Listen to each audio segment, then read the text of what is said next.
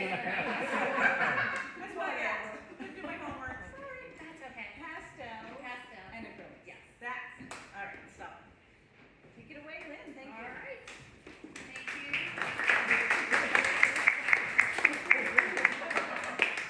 Thanks for coming. So when I was thinking about what to talk about tonight, I thought, well, what's everybody gonna want to hear? And the idea of these talks is for you all to learn about, the artist process. And a lot of my process is connected to my journey in art. And so, to not ramble all night, I had to put together almost like this little storyboard. You all don't have to be able to read that from here, but this was actually like visual notes for me. And so, I don't know, have any of you heard, know about the concept of like right brain, left brain? Okay, so for anybody that isn't familiar with it, the right brain is associated with intuition, creativity, free thinking, color, emotion, and the left brain is more logical, critical thinking, numbers, realism or realistic, practical, and structured. And my art journey is a battle between the two sides of my brain. So when I was a kid, I was very right-brained, and my family, all of my family are artists. My mom, my brother, and my sister all have various degrees in art. My dad was a talented woodworker. He's 85, and he started painting at 80, and he's like doing portraits in there of me. So I was encouraged to create as a kid, and I had, this is my work here, and as you see I have a large focus on animals. I always loved animals as a kid. I started drawing animals as a kid, and I was the kid that would talk to the plants and talk to the bugs and talk to the animals. And I was invited to attend a high school for kids gifted in the arts, but I was also, on my left brain, good with math and science. And my mom encouraged me to pursue that side of life, thinking of, what am I gonna do when I get older? So I ended up going to college. I went to Old Dominion University down in Virginia, and I was basically a computer major. And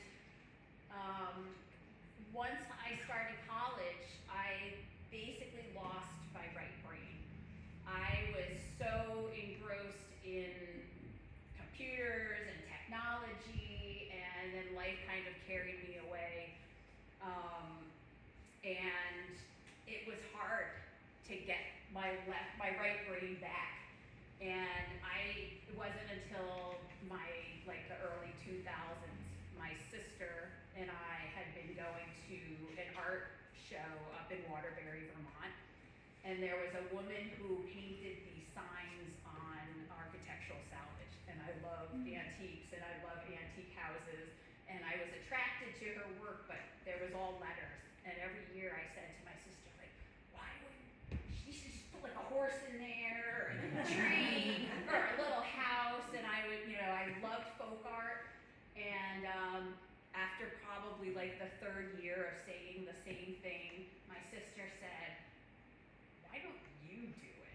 And I was like, me? I don't do art. She was like, yes, you do. Lynn, you've totally forgotten about art. And she was right.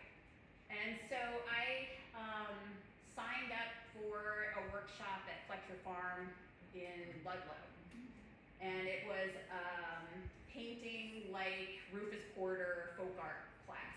And folk art appealed to me because my left brain, analytical thinking, structured, my job and there's a lot of rules and regulations. And I didn't want to learn color theory and all that kind of stuff because that's more rules and regulations, and it's very stifling to your artistic process. So for me, starting with folk art was perfect, because who cares if the man's bigger than the house, right? And it doesn't matter, right? The bird's bigger than the tree. So I started with folk art and I loved it. It started opening up my creative thoughts. And I was actually started with acrylic, but I quickly became frustrated with it because the palette would dry quickly. And still doing my career, and I didn't have a lot of time. So my left logical brain was saying, Lynn, you need to have at least 4 hours if you're gonna paint, because you need to make mixing that palette worth it. And I never had 4 hours, so I would never paint. And I would maybe finish, I don't know, 2 or 3 paintings a year. And then I said, forget acrylics. My mom then and I started taking classes at Fletcher Farm, and she said, why don't we try pastel? And that's how I started with pastel. And turned out pastel was perfect because I could start, it's a dry medium, so I could start something and I could put it down and I could walk away and my palette's still there and I could just pick it up and work on it and stuff. But my brain still was stuck on this time thing. And I don't know why, but I was really hung up on the time thing. So this went on for 15 years. That I kept telling myself I had to have all this time. I wasted this time because during the pandemic, I was missing these classes with my mom. I was missing my family, and I was like, I got to do something creative. And so I signed up for an online class, and it was 21 days. They just sent like a video, and it was just 20 minutes, 30 minutes in the morning. It was in acrylic, and it was meditation and painting. And I was like, oh, that sounds fun. So I made a point of getting up every morning and spent my 20 or 30 minutes watching the video, and then I would do my little exercise. All in all, it was less than an hour a day, and I learned a lot. Not so much about painting, but about myself. And I learned, it takes 21 days to form a habit. And so I continued to get up every morning and paint. And B, this little clock went away. I did not need to have 4 hours to paint. I could go in and sit down, and if I only had 15 minutes, I could just do a little bit, and then walk away.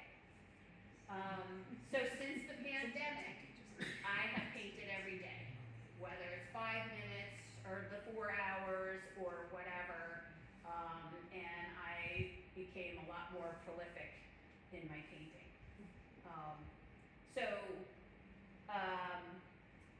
I have only been here for a year in the gallery, and in understanding that battle there, so if you want to know about my style, people ask sometimes, do I consider myself a realist, or do I consider myself an impressionist?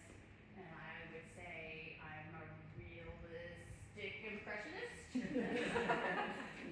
I don't really put a lot of weight on the label of it.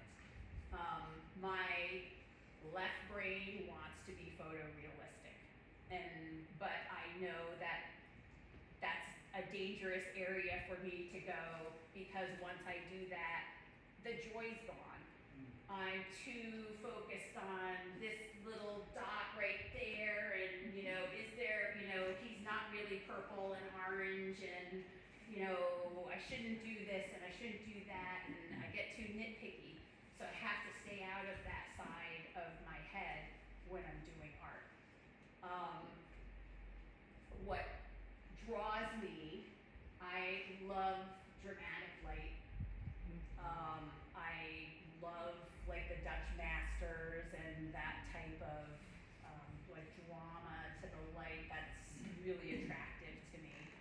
obviously I like color. I'm a colorist, not a tonalist. This was actually supposed to be a tonal piece. That's my version of tonalism. Not so much. And one thing is, like, I don't use black or white. I use white to mix colors, and I rarely use black at all. Purple. I use other darks to darken things, and I will also often use other lights to lighten things other than white. So my process, so I started with acrylics, dropped acrylics, went to pastel, and then back to acrylics. So now I switch back and forth between pastel and acrylics. And I love it because there's something about switching the medium that sort of re-energizes me when I paint. So I've been doing a lot of acrylics lately, but I do have a few pastels up there, and that's a pastel as well. But my process, when thinking about this, I was like, how am I going to fit all this stuff in, about pastel and acrylics? But when I thought about it, my processes are very similar, even though it's a totally different medium. I go in, basically, if I'm working from a photo or something, that's my idea. I don't have a plan. I am a very intuitive painter. So I just like to shut down the left brain, and actually, as a matter of fact, I do still occasionally meditate to do that. And I just like to go, and I don't really have a plan for color. I just paint. And with acrylics, so with pastel, all your colors are here, right? So I can just randomly pick whatever I feel like. With acrylics, what I'll do is I pre-mix a palette, just whatever. I don't know what colors I'm going to use. This is the palette I used on this, and I just mixed a bunch of stuff. Sometimes I end up not using colors that I mixed, and that's okay. It just gives me the freedom that I'm not stopping and thinking, well, I really could use purple over here, and I didn't put purple on my palette, now I gotta go mix purples. It keeps you kind of in a flow, and I can just create and not have to worry about what's on my palette. So in that sense, I'm starting with my colors, and I can just pick what I want to use. I paint with a lot of high chroma colors, as you can see, and the important thing when you're using a lot of very intense colors is you need to have grays in there. You won't look at these and be like, oh, there's lots of grays. It's not battleship gray. It's, there's actually a lot of color in grays, and I mix all my grays from scratch. So, well, except for the pastel, then I gotta find it. But the gray tones will help tone down that chroma and make it look not like it's a cartoon. And so that carries over to both mediums. I start on a neutral ground, whether it's a canvas or paper. Typically I use a gray tone. I work from a photograph most often because animals tend to not sit still, and neither do bugs. And when I do, I change the photo to black and white. And the black and white removes my analytical brain from thinking I gotta paint local color. And it basically frees me to do what I want. And when I start my underpainting, what I'll typically do is pick an opposite color of what a real local color is. If I'm painting grass and I'm doing the background, you know, just blocking it in, the grass, I'll have a red, some red tone under, and that also keeps me from, you know, going to the local color. Actually, like on this guy here, he's standing in hay, which is yellow. And so I started with blue. And what that does is I can either start putting the real local color over top, which then helps the colors pop more. Or like, oh, that just went off. Sometimes I'll just leave it like that. I liked it. Who cares if it's not yellow? I don't care. It looked good. It looked good to me. So sometimes I'll leave the abstract color and I'll just go with it. I've done several horses that are blue.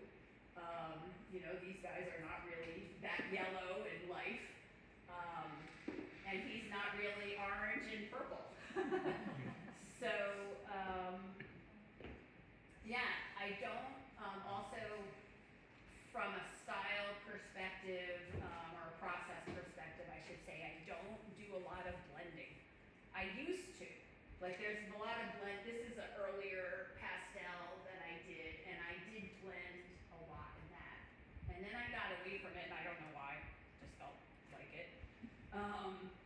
And so, but I build lots of layers, and pastel's great for layers, but so is acrylic. And even with the acrylics, I rarely blend. I put the paint on, it dries quickly, and then you can go over it. With the acrylics, you'll see these are like my favorite brushes here, and they're mostly hog hair, so they're stiff bristled, and they're the bright well, some of them are flat, but basically you'll see I don't use like the rounded filberts or anything like that. The reason I like it is it helps keep me loose. You cannot get like super sharp lines or anything, which then goes into the analytical brain. I'll be like, oh, that line's not straight. And I'll be like, oh God, I gotta correct it. If I'm trying to do that, and then it's not fun anymore. So if I go in with these, I expect it to not be straight, and it's okay if it's a little splotchy, and sometimes there's some happy accidents where, you know, I'm trying to do a straight line, it's like, and I'm like, oh, that kind of looks good. But yeah, I have maybe like 2 filbert with the rounded edge brushes, and I can't even remember the last time I used them. So anyway, going back to my subjects, so I still love animals. I loved them as a kid. I still talk to plants and bugs and animals, and I love them a lot. And the whole purpose of what I do, you know, when you start selling your work, you have to write your artist statement and that kind of stuff. You have to think a lot about what do I want people to take away from my work? And what I really hope you get from my art is the love and joy that I feel about nature. And if, you know, looking at a horse when it's yellow makes you see it differently, you know, next time you see a horse, you might actually look at it differently, or you see a bee on a flower, and I just really hope that I can bring a greater appreciation to nature through my work. That's it.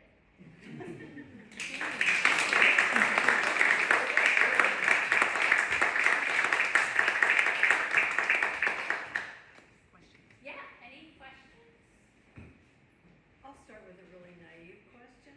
Sure. Can you combine acrylics and pastels in? Sort of. Yeah. So pastels, if you know, if we took this glass off and you threw a glass of water on there, it's gonna run like watercolor. Yeah, you can actually go into a museum and smudge a 300-year-old pastel still, which is why they're always behind glass. What you can do though is you can use acrylic to do an underpainting on the, and then do pastel over top. The paper you use, well, that I use, they're not all sanded, but it feels like sandpaper if you wanna. So there's a grip to it, and so That's it's, for pastels. yep, that's for pastel. So that's what's gonna hold it on the paper. So you can do, actually a lot of pastelists will actually do kind of a wet under painting, and it gets you to cover the paper with a lot of color without using that tooth up. So that's the thing. The limitation with pastel, even though you work in lots of layers, is that once you lose the texture from the paper, it's not gonna hold the colors anymore. And then you end up like, it starts blending. I don't want blending. It looks weird after. Yeah, but it could also get your colors muddy too, once you've lost that tooth on the paper. But it looks blended to me. How did you get all the shading? So this one's acrylic, this is pastel. It is blended, this one particularly is blended. These, if you come up and look at this close, you'll see where it's not blended. You'll see, oh, here's like a little fuchsia color, and here's a little scribble of an orange. It really has to do, it's visually blended.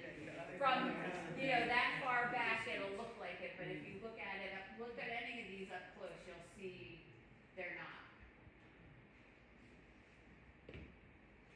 Okay, I'll ask about your cat picture.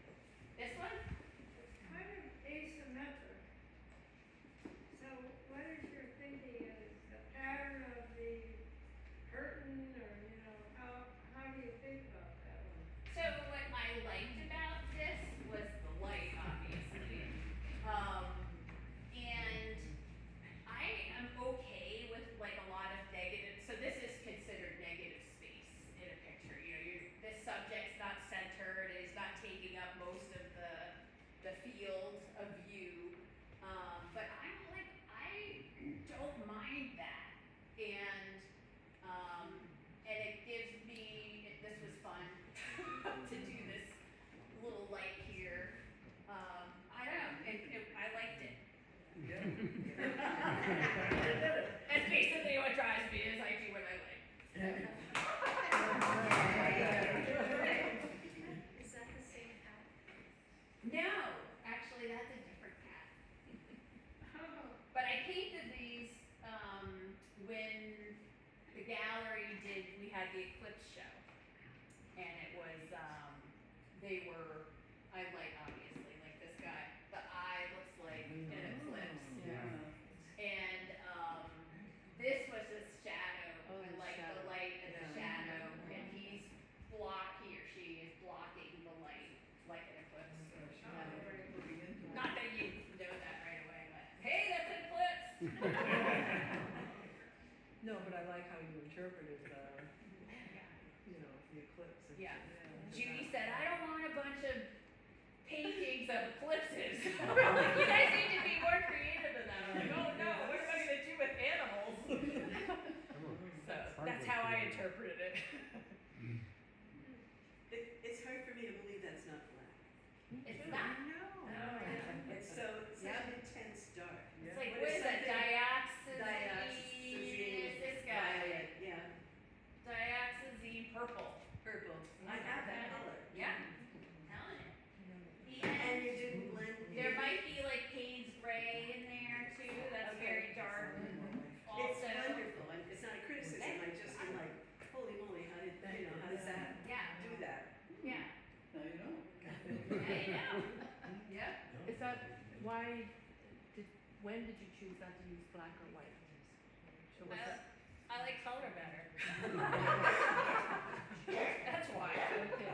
Yeah, I think it adds more depth. Black flat, I think black flat stuff, and it knocks down the chroma in the paint too. Like if you're trying to, if you want to mix a darker color, it really like knocks the light out. Get out.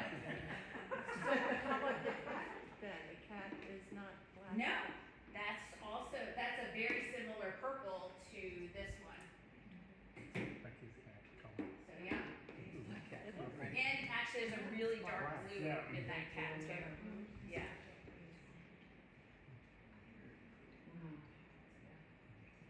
Other questions? So what inspired you with your pick? Because I really love the whimsical, I can say it, of it.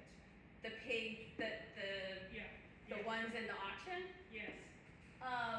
So that pig is titled Nature is Spirit, and there's like a mandala in there. It is back to my love for animals, but also my concern about the environment.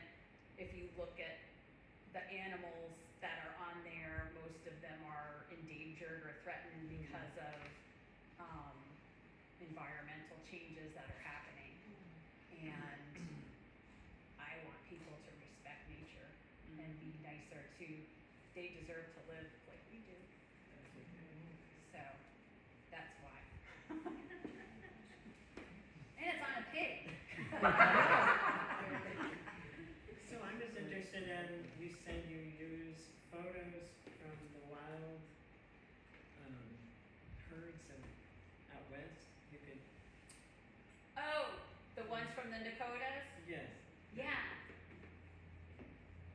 and that is kind of an interesting resource for you that you kind of champion that, or Are you talking about the photographer website? That one that I told you? well that you are able to use that as kind of a source for. Yeah, so there's a Facebook site where photographers share their work with artists for free. So there's no copyright, which is actually very generous for photographers. Otherwise, unless you've taken it yourself, you can't just go take, something off the internet and be like, oh, I want to paint that and sell it, because you might get a knock on your door. So that's where I get, I don't have a lion up here, but any exotic animals that we don't really have in Vermont, those photos would come from, if I do a giraffe, I'm not like out in Africa taking photographs. I mean, maybe someday, right? Check.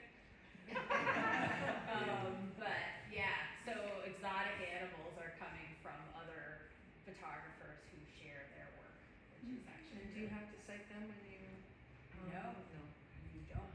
If anybody wants to know what Mhm. it is, come see me after. Mhm. Yeah, it's awesome. I mean, they have like albums of things. There's actually a lot of photographers that are willing to do that. It's really, they expect you on Facebook to share your art back. If you use their photos, they want to see. And it would also be nice if you send them a print or something, but they don't expect it. They're just interested to see what artists do, I which is really nice. suspect that you give them credit in some way in writing, for being when you post it. Yeah, you have to. It's on like the rules. You have to read the rules on the site about it. But yeah, you have to like tag the original photographer. You post your art. You thank them. Nice. It's nice. It is. It's really nice. But you don't have to pay for it, not this night. Any other questions? I have one more question. Sure. How did you get connected to the Brandon Art Guild? Well, I live in Orwell, and we have an Orwell artists group. We have a lot of really talented artists in Orwell. I don't know what happened to Orwell's water, but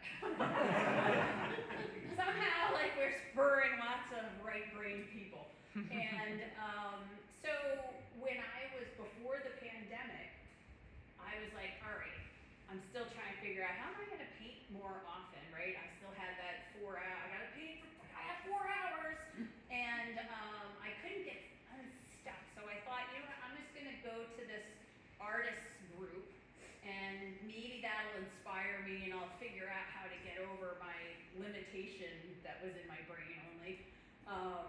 And Stacy Stanhope is, she's also a talented artist here.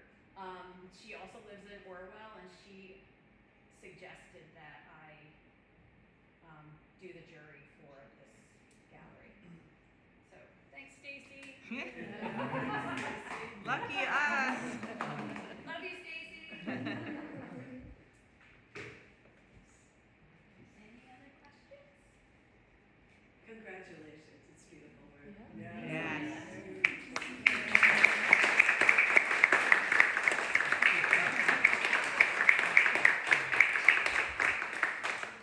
Thank you. Awesome. There are refreshments over there.